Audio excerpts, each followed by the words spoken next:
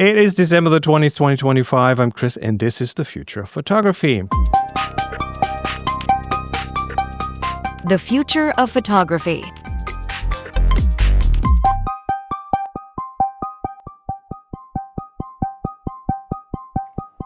And we're all back here. Adrian, Jeremiah, hello. Hello, hello. Hi. We are talking about portraits today. How about that? I think that's a splendid topic. I think last week, didn't we say we wanted to take 100 pictures in our bathrooms and show those? Yeah, we haven't had time. We didn't do that, right? Busy. But I've been at too many client Christmas dinners, so I haven't had time to spend an hour taking 100 photos in my sitting bathroom. on the toilet, right, basically. I don't have an excuse other than I basically forgot. With all the Well, since we last recorded, I've literally just been travelling the countryside, going to Christmas lunches and Christmas dinners with various different clients and colleagues and things like that. So, it's a fun old week, but tiring nonetheless. Yeah, I shan't complain though if that's what passes for work. The bathroom is not going away, and neither is our desire to. The bathroom is not going away. That would be a great title for this episode. All right, Jeremiah, you brought this topic to us. Portraits. What? Yeah, I did. Let me to kick this off. Let me read the definition of what a portrait is as. Sure. According to Wikipedia, which says a portrait is a painting, photograph, sculpture, or other artistic representation of a person in which the face is always predominant. In arts, a portrait may be represented as half body or even full body if the subject is full body, better represents personality and mood. This type of presentation may be chosen. This sounds very, very prescriptive, to be honest. It really does. Is there a wrong or right portrait? I think that's the main question. I would start with the revelation of how a personality or character is revealed through the imagery, just however you do it. And by the way, but while we do this episode, whoever is listening, we have this in the video with I think each of us posted at least 10 different portraits that we took into our TFOP video collection. So anyone who wants to watch along, you can do this. We'll have some portraits there, and of course we have our link to go to those portraits at tfttf.com/tfop photos. Link is in the show notes. Sorry, Jeremiah, your stage. Oh, well, I just thought that it would be interesting. We'll have the discussion about what a portrait means to all of us and how we approach it, but also what the future brings to portraiture. We can close it up to that, because as media sophisticates and different techniques, tools, and software, both in terms of selfies, which are, self-portraits.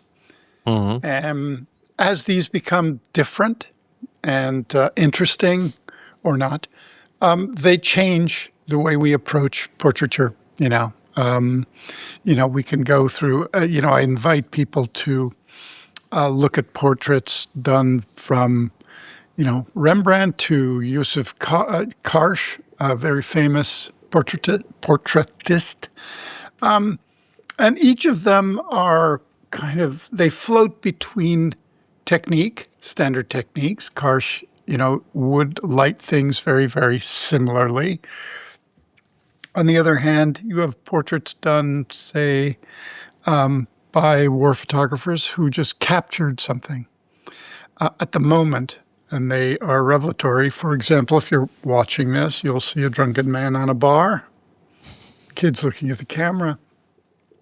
These are shots that are often considered aesthetically, or often just grabbed, but the determinant factor is, do they reveal something about the personality that lies inside the image?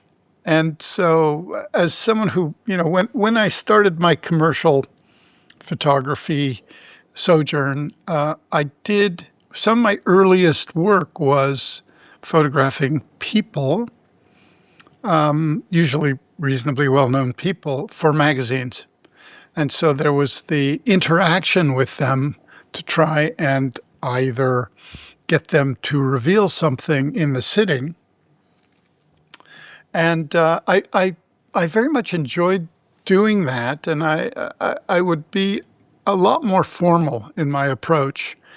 But as I continued to do, those kinds of portraits, I did fall back on my first major solo show, which was taking photographs, large format camera of artists, and having them not reveal anything about their personalities. I tried to get them as neutral and blank as humanly possible to really create the topography of their faces, and in so doing, maybe reveal something despite their world. Now, the portrait that we are seeing this is Bob, the landscape.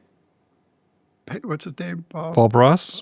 Bob Ross. It is a representation of him, but I don't think it's a photo of him. Of him, artistically, in a classic portrait. And I just thought this would be a funny representation of what a portrait can be, albeit completely fake, as he's no longer with us. So there's that. Again, the approach to it is what the intention is. This is a EP portrait, and I have the actual one that I've posted of a group. This is a self-portrait. Which works if you step back. If you don't, then you don't see it. You have to step way back, mosaic, like 20 feet back, so it's the size of your thumbnail. Then it has a closer representation to me. Close up, it's just a swarm of pixels. And this is a original Polaroid from the portrait show, and again, this is from a 4x5, peeled off, very classically lit, and but a lot of these. I mean, this is a very typical, well, not typical, but this is a very classic formal portrait. You have someone in front of the camera. You light it. It's an artificial situation. So someone is looking in a camera, and it takes some time to maybe loosen them up to the point where they are the way you want them. You might take in this case, I was different trying amount not to loosen them up, though. I wanted them not to do anything. And yet, even in being still and not projecting a smile, a wink, a twinkle, whatever it is, you still get the feeling of that person. There's another, right. This is a portrait that I really liked because I kept the process in the darkroom apparent. So is that okay? So what we're looking at is a print of a portrait, and you have red felt liner marks for the different brightness levels in the photo, arrows pointing at different parts, zones. It's a zone system. Yeah. So are you saying this is the final portrait, or is this a process? An intermediate shot that is part of the process, or where you're deliberately making the process part of the photo by lining it out here? Both. The formal process, which would be the kind of adjustment of this particular print, was the final, but this is the one that I most preferred. Because I can see that. It is really indicated, and this is a young A.A. Bronson, a fantastic artist, conceptual, part of General Idea. And so the marking on it and the concept really was a lot about his process too, sort of a methodical artistic process. And this is done, in the 70s. So, but it's one of my favorites. I like this one a lot. It's apart from just the photographic image itself, which is I find quite compelling. The concept of annotating it and having those annotations. I think because that Wikipedia definition that Chris started us off with, does feel quite constraining. And when I make portraits, and I've been through many phases of practice of portraiture, through my photography journey. I find now I'm looking to capture some essence of the moment and the personality, right, and provide some sense of what's going on here. Chris is showing one here, which I think I've probably shown on the podcast before. This one is called Christmas Mugshots. I don't think I've seen it before. Yeah, it's about 10 years old. No, 12, 13 years old. I was going to redo this project this year, but include all the children, right? Because, all of these people are now, in this image, are now nearly 15 years older. But of course, we've got a whole nother generation now. So I was thinking about maybe redoing the Christmas mugshots pictures this year. It's... And making the grid bigger because there are more people now.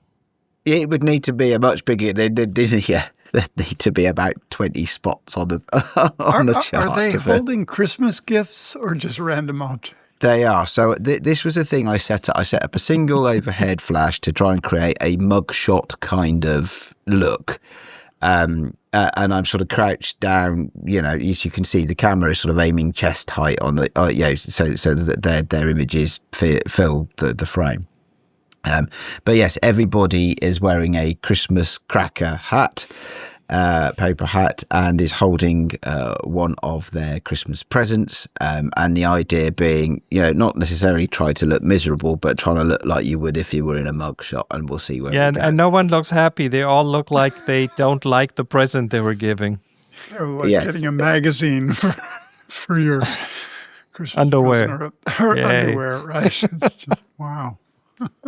So just be a bit of fun, and everybody had a lot of fun doing them, and everybody liked the outcome. So it was just bringing a little bit of I guess not holiday cheer, because that's because they're not cheery photos, but a bit of fun to the holiday photo process, right? So that it's just something was a little different. I wouldn't consider myself, in most cases, a conceptual photographer. I mean, clearly there's a bit of a concept here, but it's not much of a concept, is it? It's just a very conceptual photograph. It is, absolutely. As good as it gets. Oh, well, thank you. That's very generous of you. So, but there's a sort, there's an element of, for me, trying to, in a portrait, trying to capture some sort of feeling, not about the person and learn something about the person, but also set a mood, set a tone. I have a question this for one you. I know I've shared on the podcast before. Here's a question: are you capturing the way they present themselves or the way you feel about them? That's a really good question. In this particular triptych, I was just sat across the table from my son, who was stuffing his face with ice cream. So I guess in that sense, it's the way that I perceive it rather than what he's trying to project. But he's not projecting; he's just experiencing. And I guess with he's he'd be about 12 years old in this photo. I guess maybe, there's an element of it when it's with children, maybe they're not projecting so much deliberately, they're just being themselves, right? You have to have, I think, a little bit more grown-up self-awareness, perhaps, to try and project an image into a portrait as an individual. But I guess from that point of view, it's more about what I see. Generally speaking, no, if I try and answer your question writ large, that's a really, really good question. I think often it's just about exploration for me. Right, I don't do a lot of formal portraiture, so I don't tend to sit down and have a plan and book a session with somebody and this sort of thing. I think so when I do, it's a little bit more spontaneous. It's not candid in the sense of, unexpected, but it is spontaneous. And I think what I'm looking for is just a little bit of something. So it's a bit of an exploration, right? Is it a exploration in partnership with the subject? I don't know, because it is a bit too opportunistic. So no, possibly not. Occasionally I'll say, I'll ask a question or get them moving or something like that, just to draw stuff out. But I don't think we are necessarily jointly exploring. That could be a really good thing to try. Actually, I might enjoy that. So for me, the question, if I'm looking at someone or if we're both kind of working together, even if it's a very spontaneous moment, that's a hard question to answer, because I like these moments that you don't expect. I like these. I like to be ready for the moment. It's often that I might be a part of creating that moment, as in. I mean, here's an example. As with kids, for example, just the fact that this kid is like handing money to me, and it looks like a bribe of sorts or something happening It looks there. like he's shortchanging you. Or that, and it's a camera shop because it has a big Canon logo in the back. That was just not the situation there. It was more like the boy his parents were just next to the photo. We were just like exchanging, not speaking the language. We were just exchanging glances and gestures, and it was a very jolly, very happy atmosphere. And then the father just said something to the kid in Indian and gave it the money, and the kid pointed the wad of money at me. And I was ready to take the photo, and this just happened in the moment. Nothing in this photo is as it seems, because the kid was actually very shy. It doesn't look anywhere any shy at all. It looks more aggressive in the photo. It certainly didn't plan to hand money to me. It was just. That's but cool. I love these little situations that you just. Yeah, that you just generate. I like this one because this one raises questions, right? This is a portrait that raises questions. So. Oh, sure does. Yeah. And I mean, you've just explained the scenario, so you've already answered, some of the questions that I might have had about it, which is, how did you get into this situation where a little child felt like for his own protection he had to give you a wad of cash, right?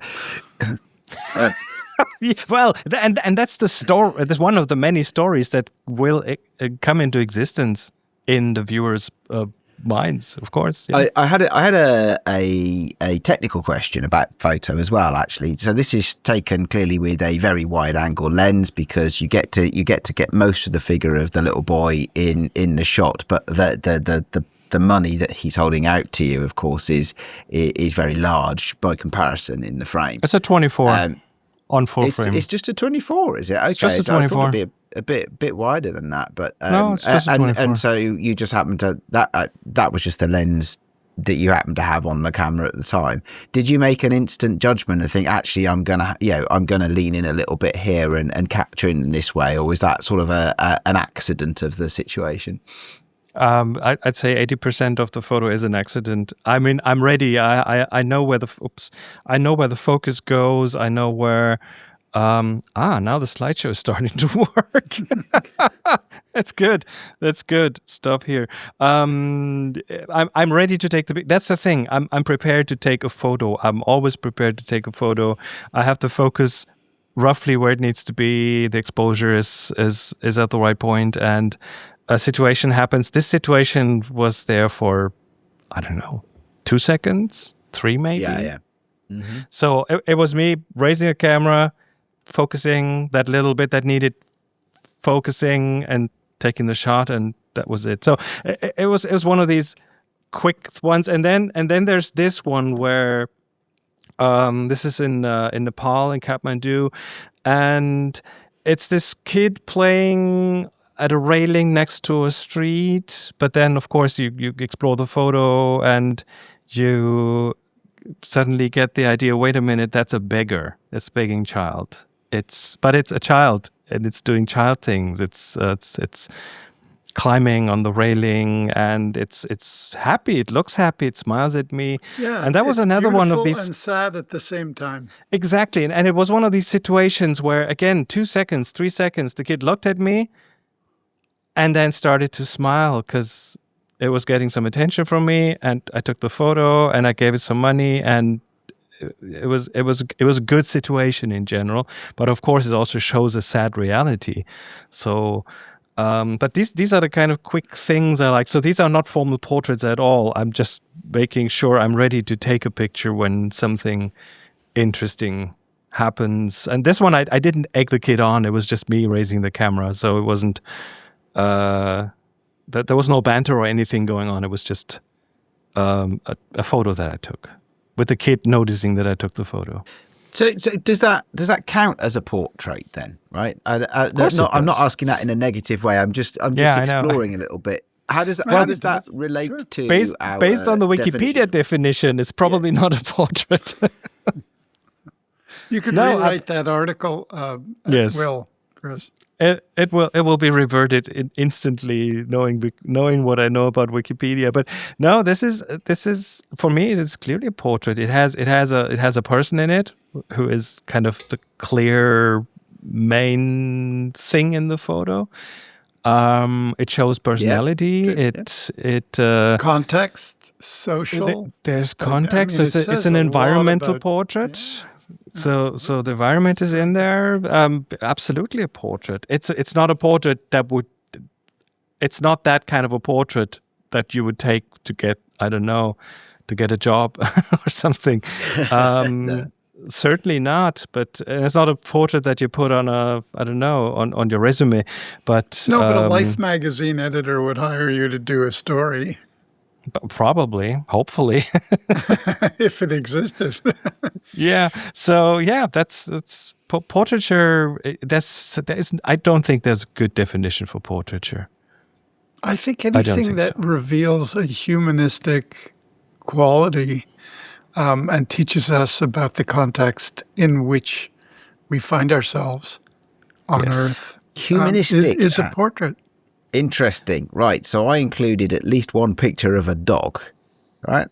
So conceptually, let me find it. Can there be such a thing as a portrait of an animal? Oh, absolutely. And I purposely did not because I would not know where to stop. Yeah. It's people with kids or pets tend to take an absurdly high amount of photos of those. Yeah. They do. Yeah, and so this one here. So here's a picture of my dog Jasmine.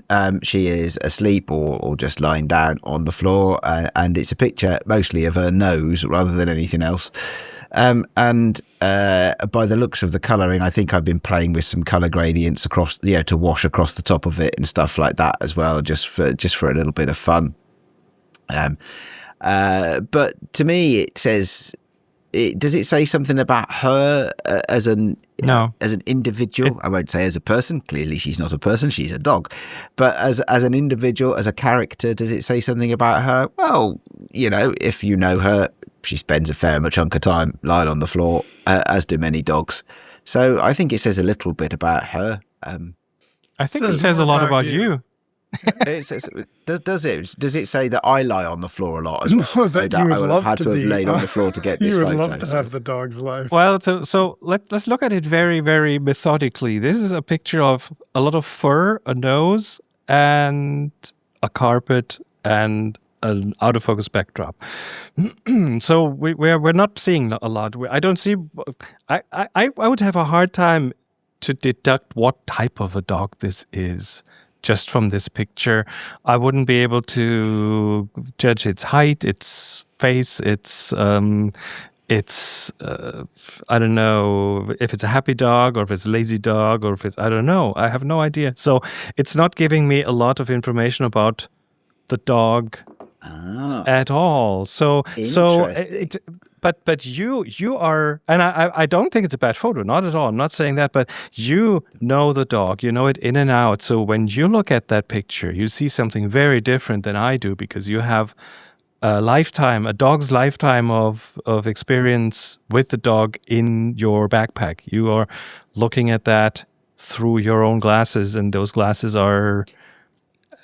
contain a lot of information. So maybe this isn't a portrait. Maybe this Well, is not a portrait. I'm going to disagree with Chris, because I look at this picture and I go, yeah, that could be my dog. My dog is a scruffy, probably 18, 19, 20 pounds at the most. Just kind of, that's a very familiar moment to me. And that probably, what I just said, probably then reveals a lot about me, because I can relate, of course I can, but I could probably relate more if it was a cat photo. Yeah, I don't dislike dogs, but I prefer cats. Your reaction is not a cat. Sort of. So have I? It's interesting. As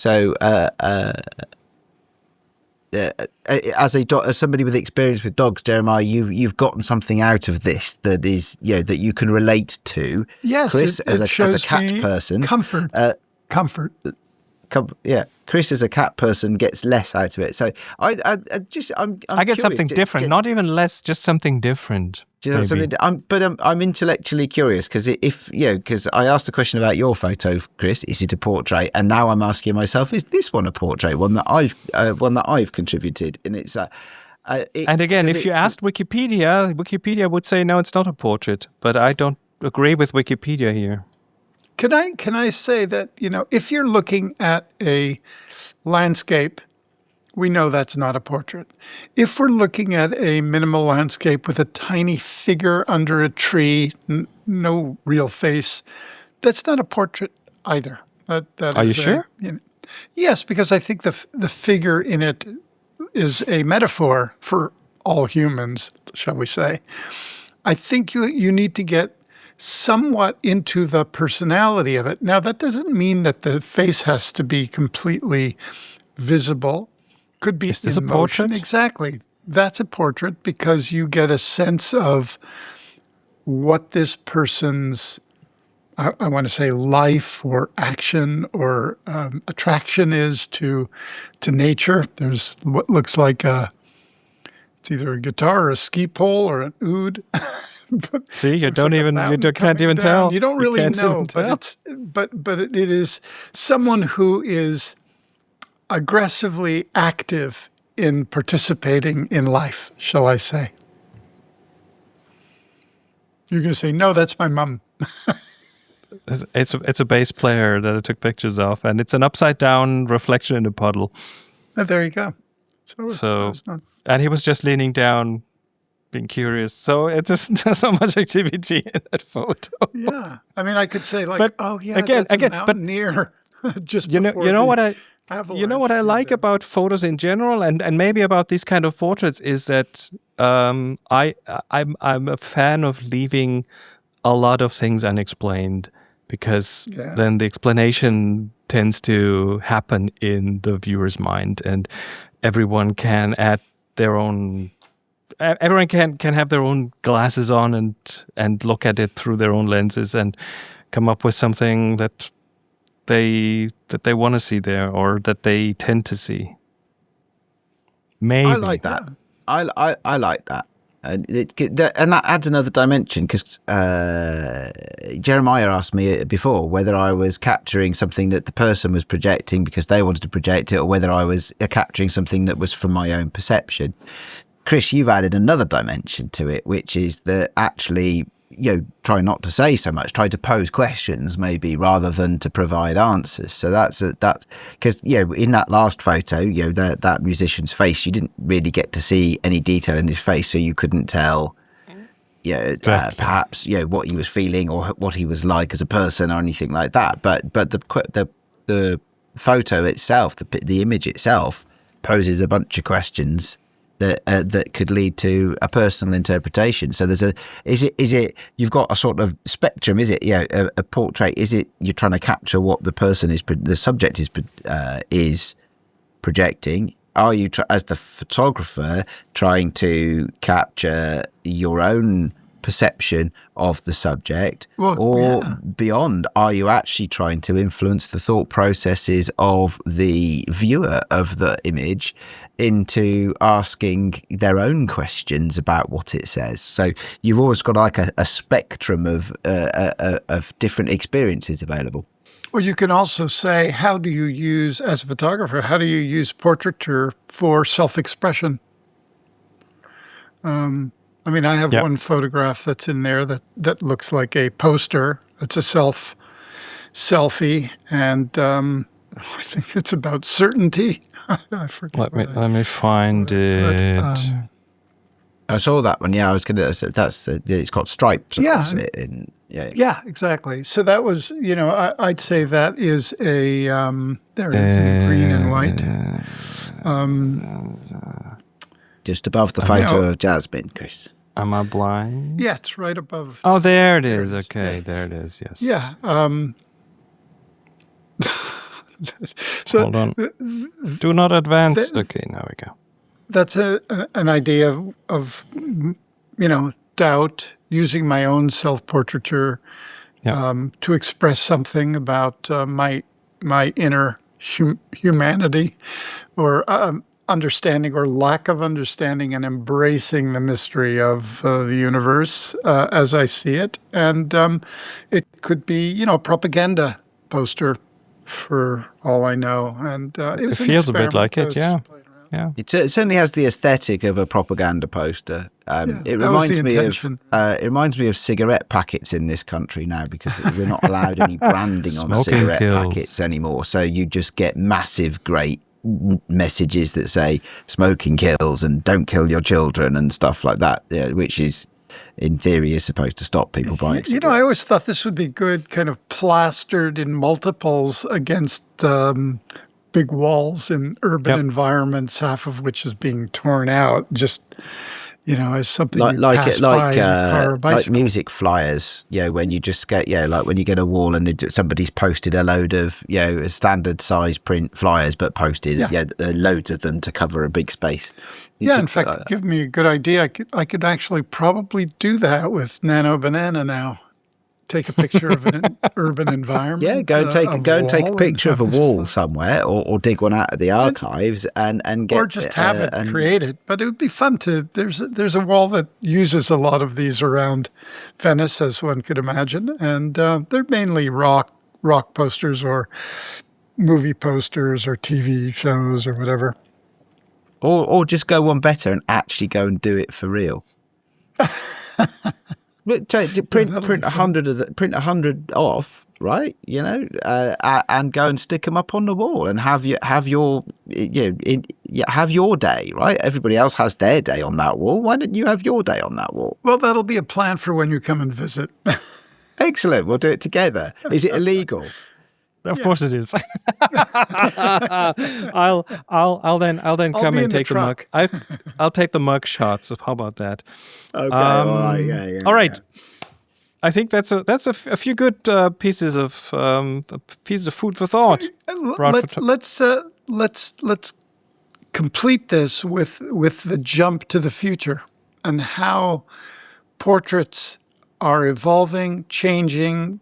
We could talk about, for a moment, the technology of it, but also the instinct, the current obsession with selfies, which telling your own story for your own, I guess, sense of importance, significance, and all of the software techniques to make you more beautiful, thinner, place you in environments that are amazing.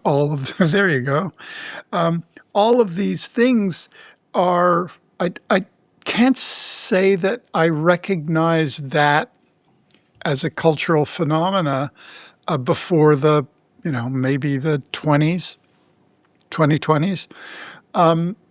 This is a new obsession with portraiture. Of course, portraits have been with us for a long time. You can imagine all of these amazing artisans who were continuing getting these in order to live, another portrait of Jesus on the cross, another Madonna and Child, another, altar piece to do. And all of a sudden they have get a commission from a wealthy banker or politician, king, or one of the court. And this would be fantastic for them because they could actually use that sitting to express something about their techniques. It wouldn't be just another gig. It would be more personal. And when you visit these portraits, they are nothing short of amazing and alive. And of course, only the wealthy could really afford to do this.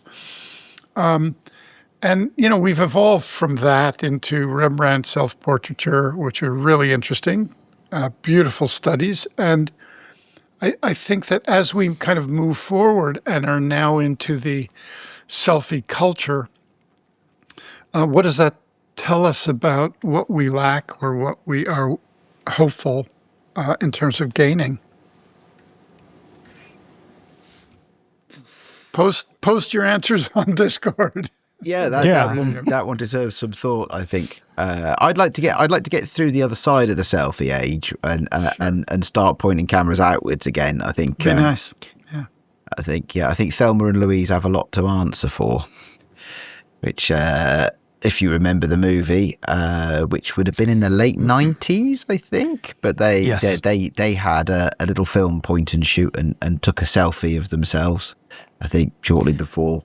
Well, I won't say what they did next because it's the end of the movie. I will admit and it'll spoil it if you haven't seen it. But I developed that movie with. So oh, did you? I know it very well. Oh, okay. Well, you know what I'm Just talking about. They did a side view with Callie Curry, who's the writer, amazing writer. Anyway, long story there. Amazing. We need a separate podcast with all your stories. Yeah, I'll take it on. I think the well is deep. I think there's a lot. There are apps that take pictures in both directions at the same time. Maybe that's the solution. Take a selfie while you take a picture. Yeah, maybe there are. It still feels fairly egotistical to do that, but there you go. It's like, here's a thing that you might find interesting, but just in case, just in case, I put a photo of myself in the corner of it. I think we established today that you taking a picture of someone else is also taking a picture of yourself in some way or another. So there is a selfie in there somewhere. Maybe, good point. But I don't think we'll really close this topic, right? No. We'll just leave that with the listeners and go on to our picks of the week, where we do have. Let me share that. First one is an award. It's the Black and White Photography Awards 2025. Ooh, absolutely worth checking. Absolutely stunning, just stunning work here. Very inspired, really beautiful. Just each one exquisite. It's a lot of horses. Well, this is wonderful. Todd Anthony's pictures. Then there's Francisco Gonzalez Gamacho with his. Oh man. There are so many good photographs in this particular, series, and as individuals or not, it's just mind-blowingly great. Anita it shows you how great photography remains. Yeah. Oh yeah. Definitely worth. Okay, we're looking for those who just listen. We are looking at photos, and we are in awe of all the great photography that's out there. But as ever, on Lens the show notes Culture, for the photos. their Black and White Photography Awards of 25, the finalists and the winners. Recommend. Absolutely. Cool. Adrian, you brought us a camera. A camera app. Now, this has probably been out for a long time, but I've only recently, as in like this week, become aware of it. If you stop scrolling just there a little bit, Chris. So this is a phone. I've seen a screenshot of it, but that's all I've seen so far. And and it's got like it the user interface on the screen has got big chunky dials on it and things Looks like that. Fisher Price, right? Yeah, it does. It's exactly like that. Exact. And apparently there's a whole. They have like they're called not boring software, and they have like 6 or 7 apps and various different bits and bobs that you can buy for your phone. But if you download it and it's free, but if you want access to all the filters and stuff, you have to pay some money. But it's just like a big chunky Fisher Price kind of UI to it, and it just. It was astonishing to me when I first saw this a few days ago that why isn't everything as easy to use as this? Why are things that we see on our phone screens often so fiddly and detailed? Why can't we just have big, chunky, colourful buttons and dials and things like that? So lots and lots of fun. Do you think that kind of provokes something that we've talked about in the past, but can you imagine that there is a camera design, a proper camera design, not a iPhone, that you point, it's a point and shoot camera. In other words, it is one lens, fixed lens, but highly adjustable in terms of the sharpness and the pixel count on the capture, that you just take a picture and everything else happens with the editing. In other words, you then determine the lens. You say, I want this 75 millimeter. I want it, with a style of ectochrome. I want a little bit of grain. I'd like to darken the sky a bit. And you just dictate it, and that's the shot you get. So the capture is general. It captures basically a very, very wide or even a 360, and then everything else is determined by voice editing.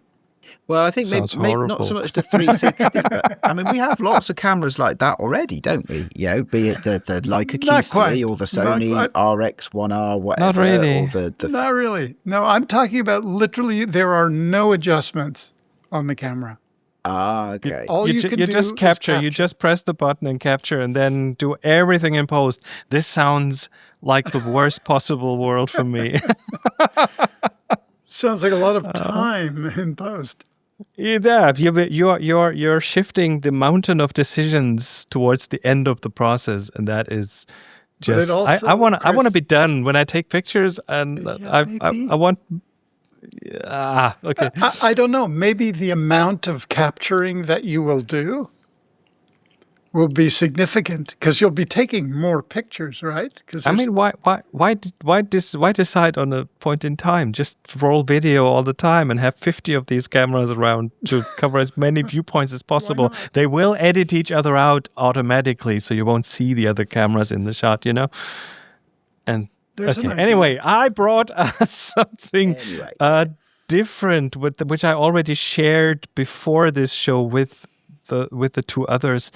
It's Tyler Stallman, videographer, and he just shared something really interesting, because when you think generative photography or generative videography, we think a lot about AI slop, things that look weird, that move weird, that don't obey proper physics, that have too many fingers, that have weird lines where they shouldn't be, and so on.